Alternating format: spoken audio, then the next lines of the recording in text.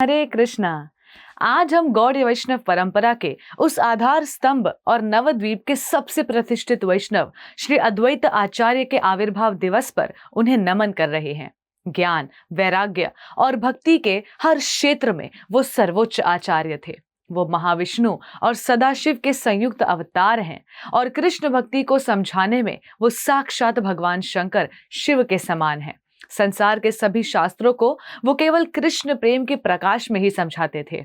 उनका नाम अद्वैत उनके भगवान के साथ गैर द्वैत पहचान को दर्शाता है और आचार्य उनके शिक्षा देने के आदर्श को। माघ मास के शुक्ल पक्ष की सप्तमी तिथि को श्री नभा देवी के गर्भ से इस महान चंद्रमा का उदय हुआ।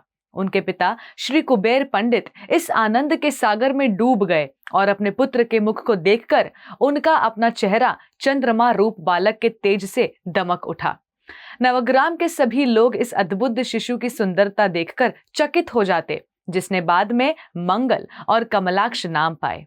अद्वैत आचार्य की शक्ति का सबसे बड़ा प्रमाण उनका वो अद्वितीय आवाहन था, जिसने स्वयं भगवान को पृथ्वी पर आने के लिए विवश कर दिया।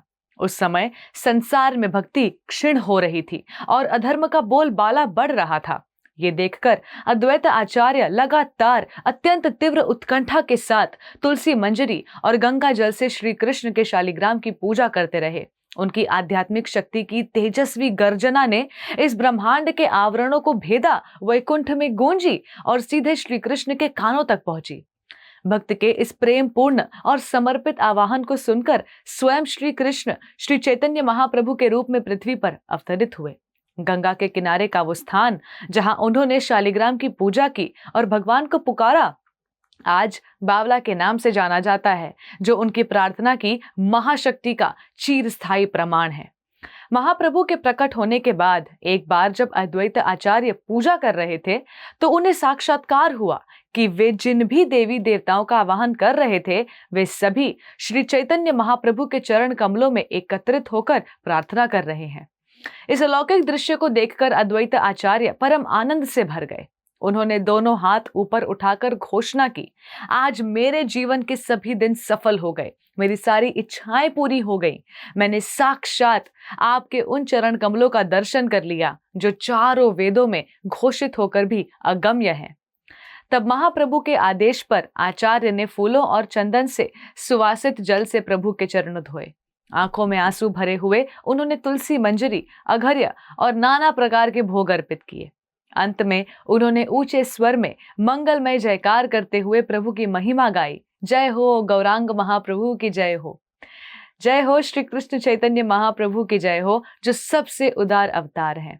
अद्वैत आचार्य की प्रार्थनाओं से महाप्रभु इतने प्रसन्न हुए कि उन्होंने कहा, आप मुझसे कोई भी वरदान मांग सकते हैं। तब आचार्य ने जो मांगा वो उनके अद्वितीय दया भाव को दर्शाता है। उन्होंने विनती की, मेरा एकमात्र अनुरोध है कि आप कृष्ण प्रेम को यहाँ तक कि स्त्रियों, श्रमिकों और अज्ञानी मूर्खों तक को भी वितरित करें। ये प्रार्थना दर्शाती है कि अद्वैत आचार्य किसी विशिष्ट वर्ग के लिए नहीं बल्कि समस्त पतित जीवों के लिए प्रेम की वर्षा चाहते थे। उनका ये वरदान ही आज हरे कृष्ण महामंत्र के रूप में हम सभी तक पहुंचा है। आज भी उनके द्वारा पूजित नरसिंह शिला और मदन गोपाल विग्रह शांति कुंज में उनकी अमर सेवा के साक्षी हैं। श्री अद्वैत आचार्य का जीवन हमें सिखाता है कि सच्ची भक्ति की पुकार में इतनी शक्ति होती है कि वो स्वयं भगवान को भी धरती पर आने के लिए विवश कर देती है। धन्यवाद। हरे कृष्णा।